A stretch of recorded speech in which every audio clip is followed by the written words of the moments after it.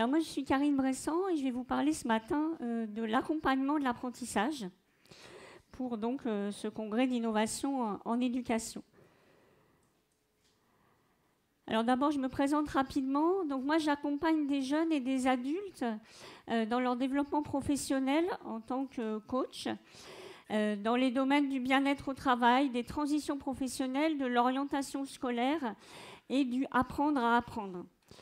Et je monte et j'anime aussi des conférences, comme aujourd'hui, avec le cœur, c'est le cerveau, parce que je suis docteur en neurosciences de première formation et je me passionne pour les mécanismes du cerveau.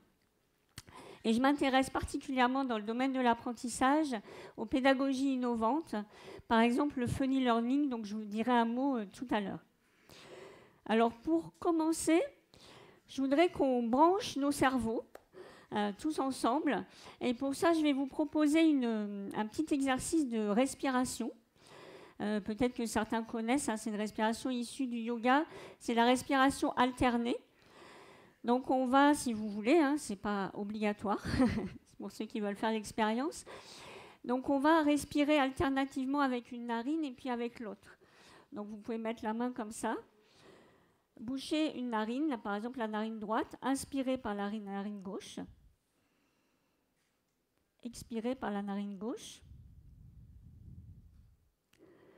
Ensuite, on change, on bouche la narine gauche et puis on inspire, on expire par la narine droite. Donc vous pouvez le faire.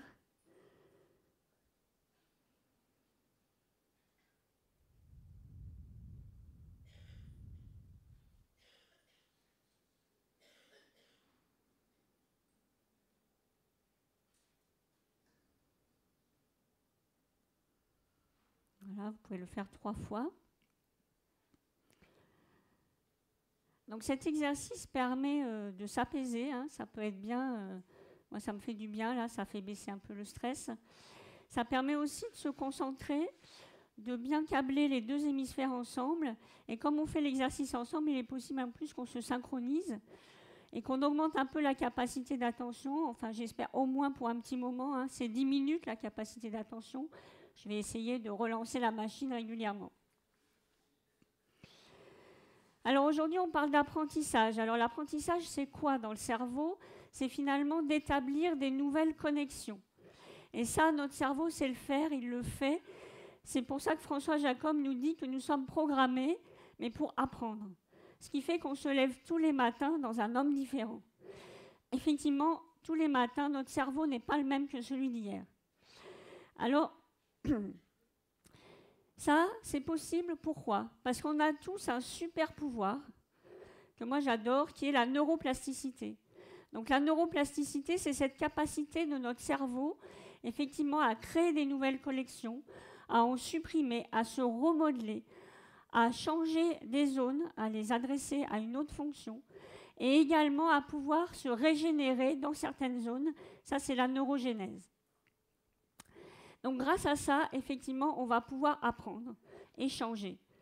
Et finalement, l'apprentissage, c'est une neuroplasticité dirigée, puisque là, on va décider de faire certaines connexions à notre cerveau pour apprendre certaines connaissances. Alors l'apprentissage, il y a des étapes, hein, on a cette pyramide. D'abord, il faut avoir de l'attention. Ensuite, il faut comprendre. Ensuite, il faut apprendre. Et puis, il faut mémoriser. Et une fois qu'on a fait tout ça, eh bien, on a appris quelque chose. Et là, je vais vous mettre, ce sont des phrases d'enfants, en fait, hein, qui savent très bien, finalement, ce dont ils ont besoin pour apprendre. Et ils disent bien, j'ai besoin d'être motivé, j'ai besoin de me concentrer. Quand je suis à côté de mes copains, je rigole et je n'apprends pas beaucoup. Et oui, parce qu'il ne se concentre pas, il n'est pas attentif. Ensuite, j'ai besoin de bien comprendre. Et j'ai besoin qu'on m'explique quand je n'ai pas compris. Parce que si on ne comprend pas, on ne peut pas apprendre. Ensuite, pour